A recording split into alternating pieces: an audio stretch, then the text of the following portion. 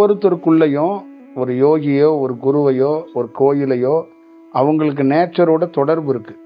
அந்த தொடர்பு அவங்களுக்கு அந்த விழிச்சிரும் அப்படிங்கிற வார்த்தை எப்படி எப்படி சொல்றோம்னா, இப்ப உங்களுக்கு அப்பா அம்மா 2 பேத்துல யாரோ ஒருத்தர் ரொம்ப பிடிக்கும், 2 பேருமே பிடிக்கும். அந்த ஒரு பாண்டிங்ல சில பேர் பிரியாமே இருப்பாங்க. அப்போ அதுக்கு ஒரு காரணம் என்னன்னா, எல்லா சூழல்லையுமே நான் நிறைய குழந்தைங்களை பார்த்துருக்கேன்.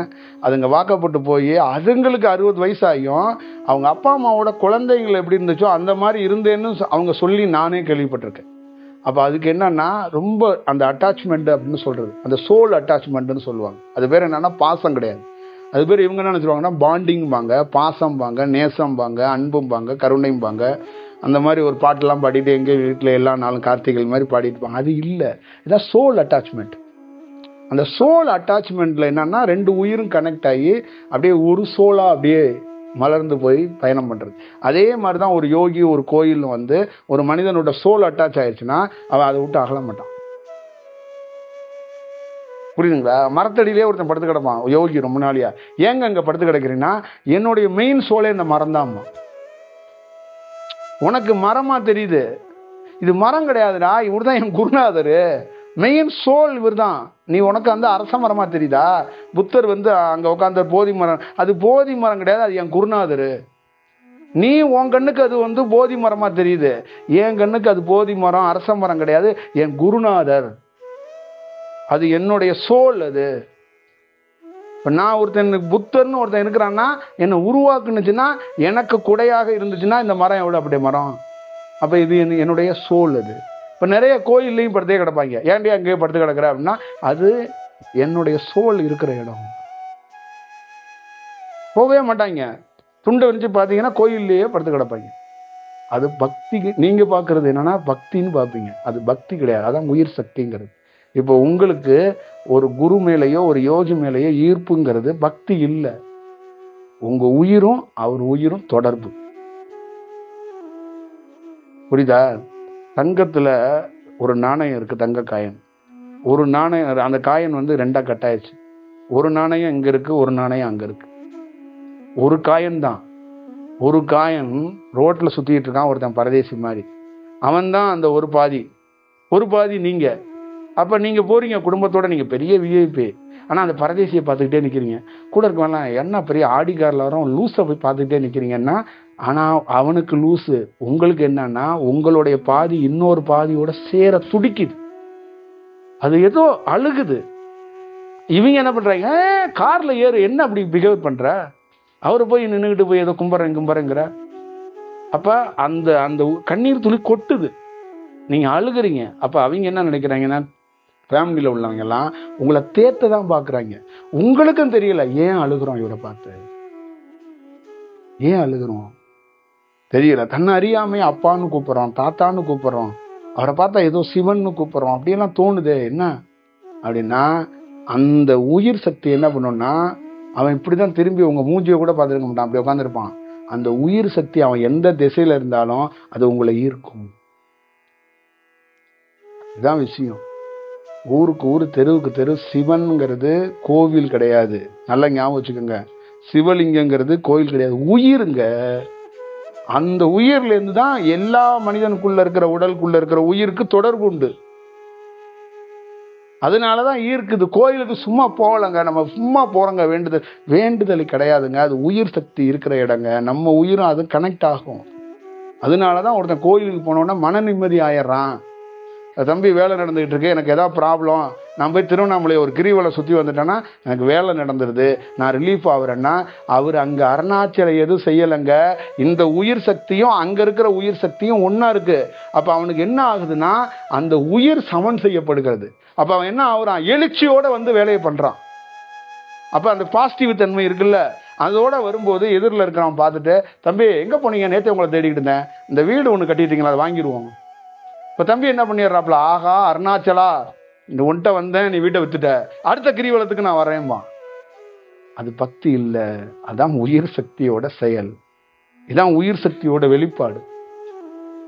புரியுதுங்களா? திருவண்ணாமலையில சுத்துற கிரிவலை சுத்துற அத்தனை பேருக்குள்ளேயும் அவனுக்கு அங்க என்ன நடக்குதுன்னா, அவன் உயிர் சக்தியை புதுப்பிப்பது அதை விழிப்படைய வைக்கிறது, அதை பரவசப்படுத்துறது. அப்போ அந்த உயிர் சக்தி மேல் நோங்கி இருந்துச்சுன்னா நீங்கள் போய் செய்கிற காரியத்தில் உங்கள் உயிர் சக்தியோட பாசிட்டிவ் தன்மையில் நடக்காத வேலை கூட நடக்கும். புரியுதுங்களா? நீங்கள் ஒரு கஞ்ச பிசுனாரிக்கிட்ட காசு கேட்டிருப்பீங்க, தந்திருக்கவே மாட்டான். அவன் வீடு வந்து தேடி வந்து வட்டியே வேண்டாம், இந்தங்க உள்ள கல்யாணத்துக்காக இந்தங்க பணம் வச்சுக்கிட்டு போயிடுவான். காரணம் தெய்வம் கொடுக்கல, ஓன் உயிர் சக்தி தான் அவனை தூண்டுனுச்சு. அப்ப அங்க என்ன பண்ணான் தெய்வம்? டே, ஓன் உயிர் சக்தியே பலமானதுடா. நாங்க என்ன பண்றோம்னா, நாங்க போய் வேலை செய்யல, உங்க உயிர் சக்தியை தான் தூண்டி விடுறோம். டே, உன் உயிர் சக்தியை உனக்கு தேவையானதை உனக்கு உனக்கு கொடுத்துருண்டா. உனக்கு தேவையான பொருள் எல்லாத்தையும் நான் ஈட்டி கொடுக்க வேண்டிய அவசியம் இல்லை, நீ ஈட்டி கொண்டுருவாய். இப்போ உங்க உடல்ல நீ இருக்கிறீங்க, இப்ப தீட்சையை கொடுத்து கொடுத்து கொடுத்து உன்னை ஒரு யோகி ஆயிட்டனா அங்க நீ தான் இருக்கிற. அப்போ உன் உயிர் சக்தி என்ன, கடவுளாகக்கூடிய அத்தனை குவாலிட்டியும் உன்கிட்ட இருக்கு.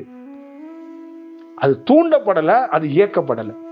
இப்ப நீ ஒரு உனக்கு வந்து நெய் ரெடியா இருக்கு, திரி ரெடியா இருக்கு, உன்னை கொளுத்தி தீபமா ஆக்கணும். தீபமா ஆக்கிட்டா நீ எரிவ, அவ்வளவுதான் விஷயம். உங்ககிட்ட திரியோ அந்த நெய்யோ இல்லைன்னா தானே பிரச்சனை. யாருக்கிட்ட இல்ல? இங்கு மனிதனுக்கு விளக்கேற்றக்கூடாது. ஒரு மனிதனுக்கு இறைவன் விளக்கேற்றுவான். ஏன்னா அவன் மனம் இல்லாத இறைவனாக இருக்கிறான். அதனாலதான் ஒரு குரு தீட்சை கொடுக்கிறது. புரியுதுங்களா? அது தீட்சை இல்ல, விளக்கேத்துறான் உனக்கு. நீ வெள்ளிக்கிழமை செவ்வாய்க்கிழமை பொழுது போயிடுச்சு விளக்கேற்றி வைங்கிறல்ல, அந்த விளக்கை அவன் ஏற்றி வைக்கிறான் உனக்கு. இப்படியே இருந்து நீ வீணா போயிடுவாடா. அப்போ உங்களுக்கு எதுக்கு ஒரு குருகிட்ட போய் ஆசீர்வாதம் பண்றான்னா, ஒரு பாசிட்டிவ் தன்மையும் உனக்கு, உன் உயிர் சக்தியே உன்னை வந்து எனர்ஜியா ஏற்கிறான். இப்போ உன் ஆபீஸ்ல வேலை செய்யறவங்கள ஒரு பாசிட்டிவ் தன்மை இருக்குங்க, உங்க கேரக்டரே மாறி இருக்குங்க. உங்ககிட்ட ஏதோ ஒரு உங்க வேலை செய்யறத உங்க பழைய மாதிரி இல்லைங்க நீங்க அப்படின்னு சொல்றதுக்கெல்லாம் காரணம் என்னன்னா, அந்த யோகி உங்களுக்கு என்னன்னா ஆசீர்வாதம் எல்லாம் எதுவும் பண்ணல, உன் உயிர் சக்திய கொஞ்சம் பிரகாசிக்க வைக்கிறான். அது இன்னொருத்தனை அட்ராக்ட் பண்ணும். அப்புறம் நீ ஒரு வேலை செய்யறல்ல, அந்த வேலையில போக்கஸோட செய்வ. அப்ப அந்த வேலை எளிதாக முடியும். அப்ப உயிர் தூண்டப்பட்டவனுக்கு என்ன நடக்கும்னா, மனதோட செயல்பாடு குறைஞ்சிடும்.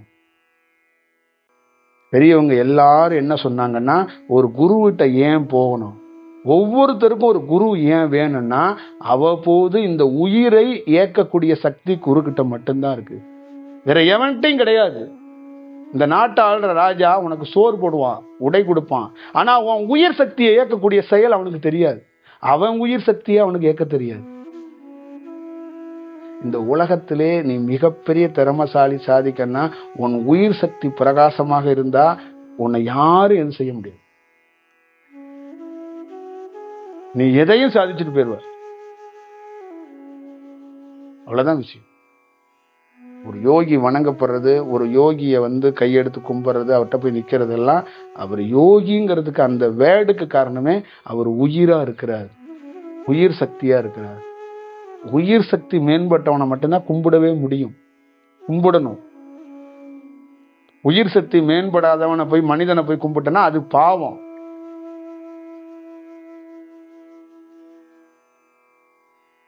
புரியுதுங்களா? அந்த பாவத்தை நம்ம எப்பொழுதும் வந்து செய்து விடக்கூடாது. மனிதர்கள் என்ன பண்ணிடுவாங்கன்னா, தெரியாமல் சில மேலும் மேலும் சில தவறுகளையும் சில பாவங்களையும் செய்து விடுவாங்க. உங்களுக்கு என்ன கொஸ்டின்?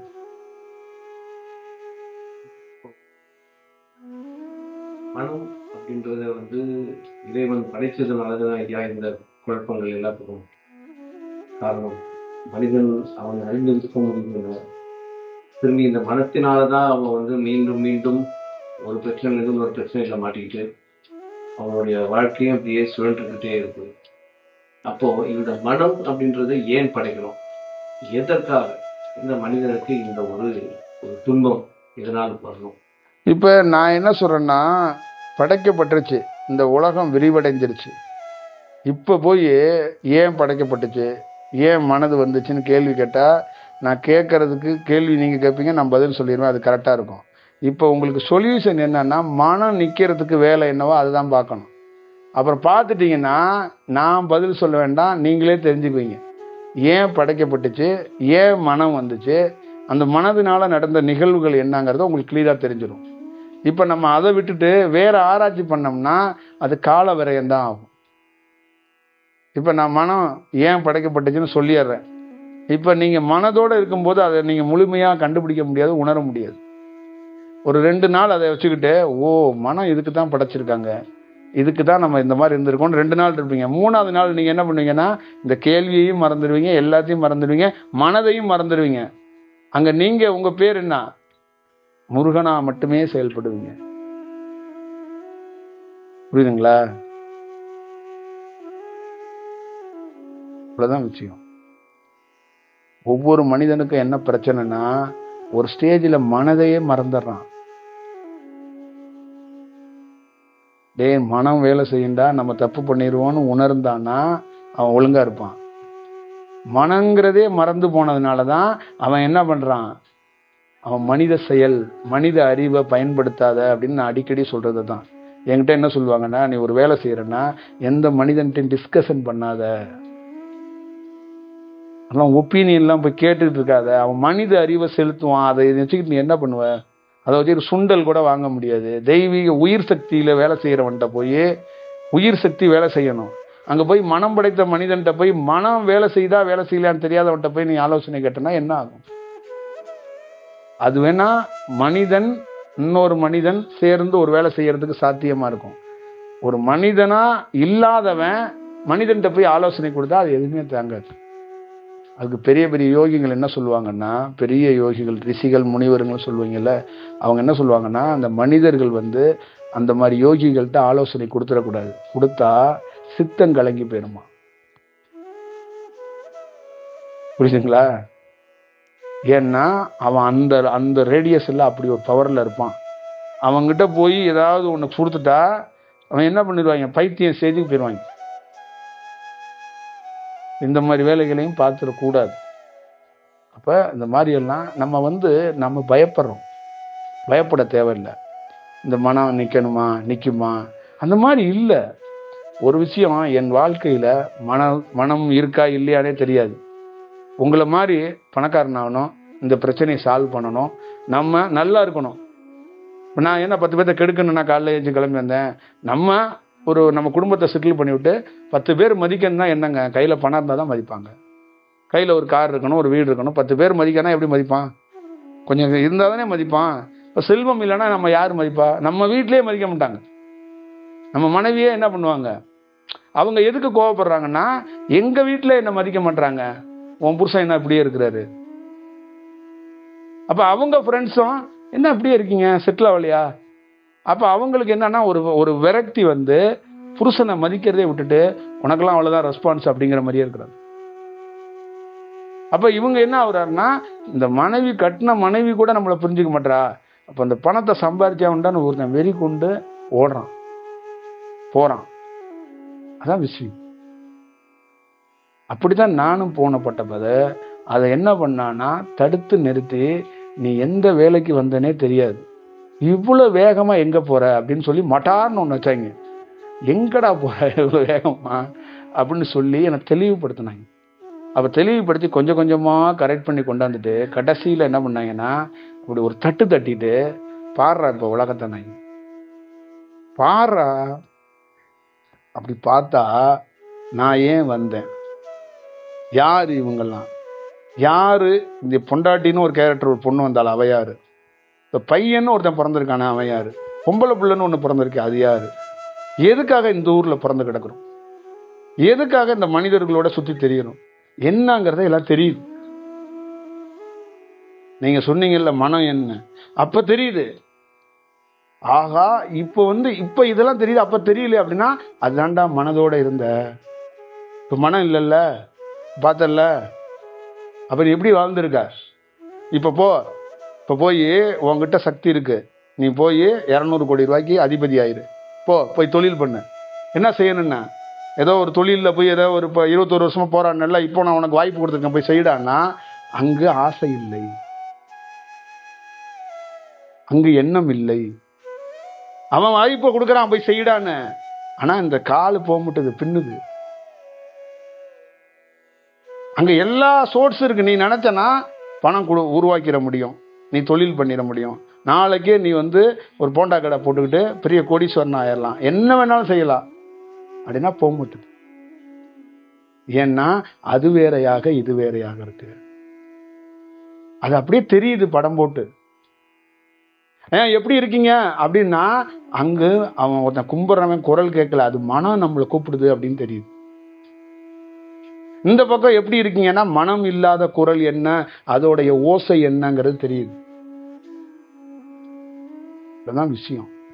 இதை நாம் எப்படி வகுப்பா எடுக்க முடியும், எப்படி சொல்ல முடியும்? அப்ப என்கிட்ட என்ன சும்மாலாம் கிடையாது. நுங்கெடுத்து பல சித்திரவதைகளை அனுபவிச்சுட்டு ஒரு இடத்துல நீ ஃபீல் பண்ணல இந்த வாழ்க்கை என்ன, உனக்கு ஏன் கஷ்டம், ஊர்ல அத்தனை பேர் சந்தோஷமா இருக்கும்போது நீ மட்டும் ஏன் துன்பத்தை அனுபவிச்சனல்ல, அதுக்கு காரணம் என்னங்கிறத நான் விளக்கலாம் மாட்டேன். உனக்கு அப்படியே படம் மாதிரி ஸ்கிரீனை திறந்து விட்டுருவேன், நீனே பாரு. நீ ஏன் உங்களை கஷ்டப்படுறங்கிறத நீயே பாரு அப்படின்னா நம்மளை விட்டுருவான். நம்ம படம் ஓடும் 4 திசையிலையும். 5 வயசுல இது, 6 வயசுல இது, 10 வயசுல இது, 14 வயசுல இது, இப்படி ஓடிக்கிட்டு இருக்கோம்.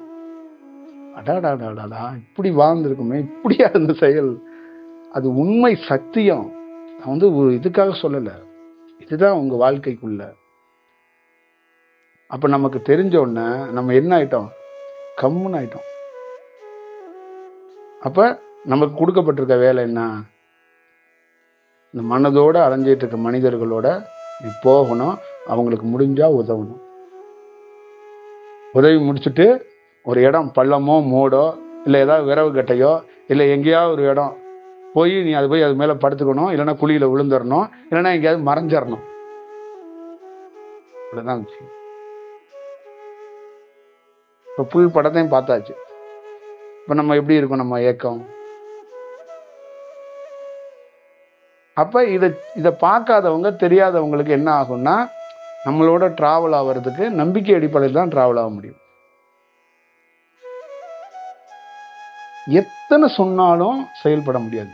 நான் தீட்சை எத்தனை வாட்டி கொடுத்தாலும் உயிர் சக்தி மேம்படும், பரவசமா இருப்பீங்க, தியானம் பிரமாதமா வரும், தெய்வீக காட்சா இருப்பீங்க, அப்படியே தெய்வீகமா தெரிவிங்க. ஆனா மனம் நிற்காது. மனம் நின்னாதான் என்னை யாருன்னு அட்ரஸ் பண்ண முடியும். அது வரைக்கும் என்ன நீங்க அட்ரஸ் பண்ணவே முடியாது. விலாசம் தொலைத்தவர் தான் நீங்க. அட்ரஸை கண்டுபிடிக்கவே முடியாது. இது நிதர்சனமான உண்மை. அதுக்காக தான் என்ன செஞ்சாங்க சீடர்கள், ஏன் சீடர்கள்னு சொல்லுவாங்க. அவன் போகவே மாட்டான், துரத்தி விட்டீங்கன்னா அங்கேயே உட்காந்துருப்பான்.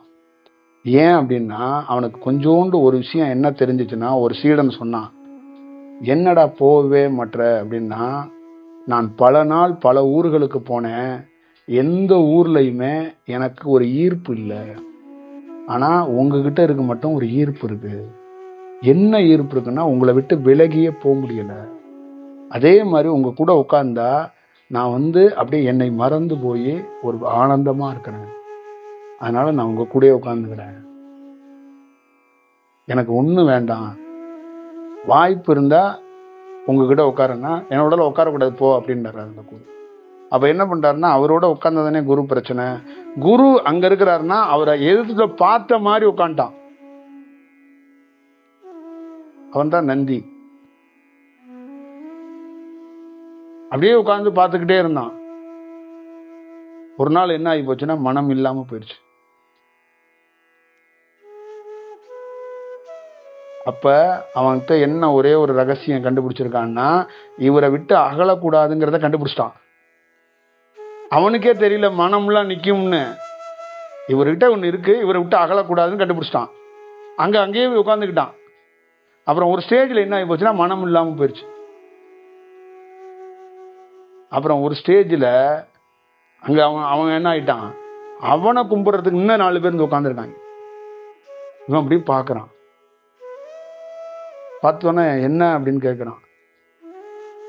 என்ன என்ன என்ன பிரச்சனை அப்படின்னு கேட்டவொன்னே அவன் சொல்கிறாங்க, இல்லை இந்த மாதிரி அப்படியா அப்படின்னா அவங்க என்ன கேட்குறாங்கன்னா வேற விஷயத்த கேட்குறாங்க, சம்மந்தம் இல்லாதத. அதுதான் பிரதோஷம் காதில் போய் கட்டிட்டு கிடக்கிறது. புரியுதுங்களா? அவங்க மனம் இல்லாதவன்கிட்ட போய் என்ன கேட்கணும்? அப்ப இவன் என்ன சொல்றான்னா, ரொம்ப நாள் ஆகும் இவங்க. இப்ப நீ பொன் பொருளையோ இல்ல சுத்தி இருக்கிற சூழலையோ எந்த ரூபத்துல வேணாலும் பெற்ற முடியும். அதை நான் கொடுக்க வேண்டியதில்லை. உன்னை படைக்கும் போதே இறைவன் எப்படி படைச்சிருக்கானா, 9 கோள்களால் உனக்கு தேவையானது கிடைக்கும். உனக்கு கிடைக்கலனாலும் அதுக்கு ஒரு காரணம் இருக்கு. ஆனா எந்த சூழல்லையும் உன்னை கைவிட்டுறாது அந்த 9 கோள். நல்லா ஞாபகம் வச்சுக்கோங்க. எந்த சூழல்லையும் இந்த உலகத்துல எவன் வேணாலும் கைவிடுவான், 9 கோள்கள் கைவிடாது.